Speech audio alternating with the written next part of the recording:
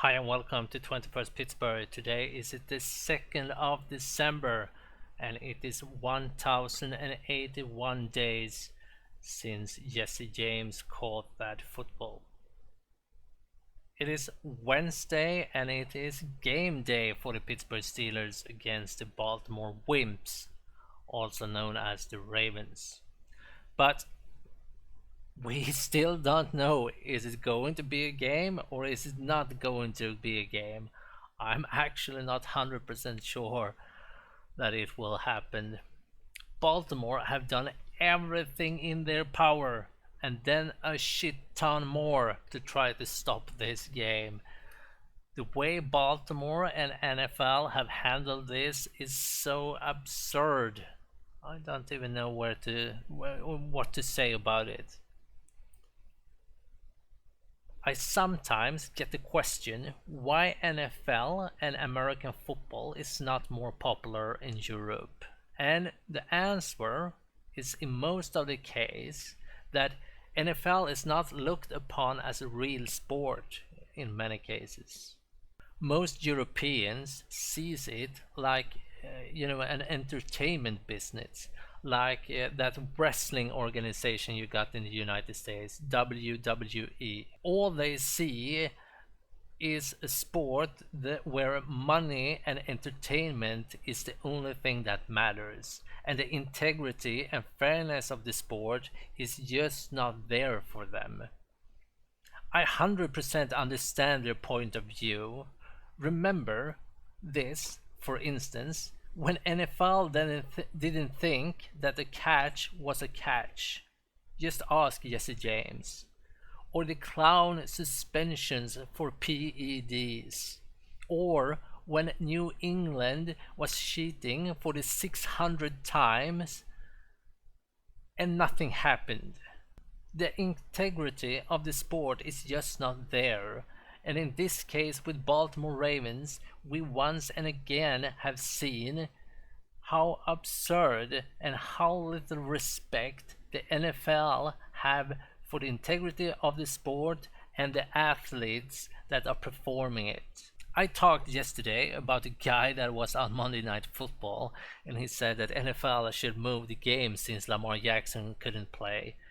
I did not know who he was, and apparently he's a Hall of Famer quarterback named Steve Young. I've never heard of him before, and he stands out like nobody with his opinions as well. The fact that he is a former player just stuns me. He have absolutely zero respect and integrity for the sport as well. He's a clown that was talking to another clown, Adam Schefter.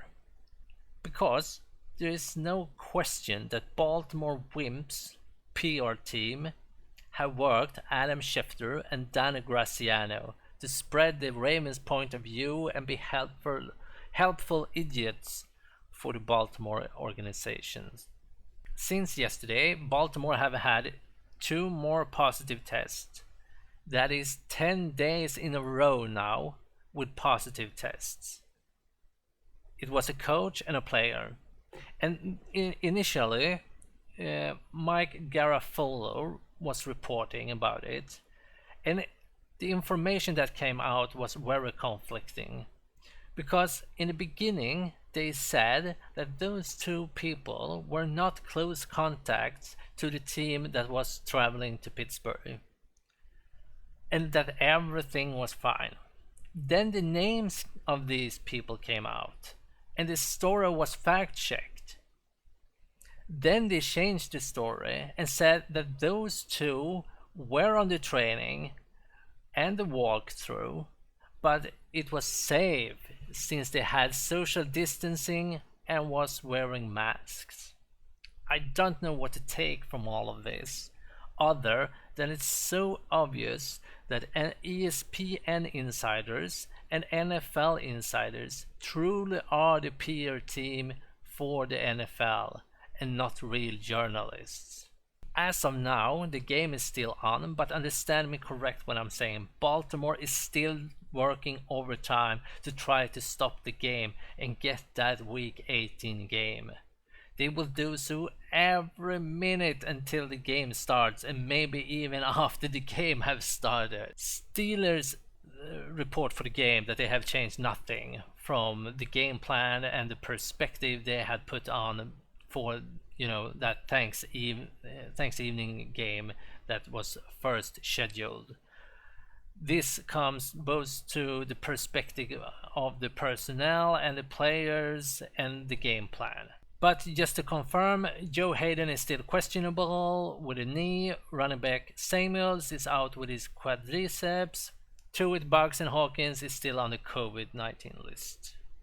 We will get news later today about Ravens' speed test for COVID-19 that they will take this morning. We will also get information about Mark Ingram and J.K. Dobbins, if they will be activated or not. Ravens can finalize their roster up to 12:30 local Pittsburgh time. If there are any dramatic changes, we might do an extra episode here on YouTube. Thank you for watching. Please subscribe and hit that like button. The like button is 100 times more important than subscribing today on YouTube, so I would appreciate it a lot. You will catch us here on YouTube and on Twitter under 21st Pittsburgh as usual every day. Thank you for listening.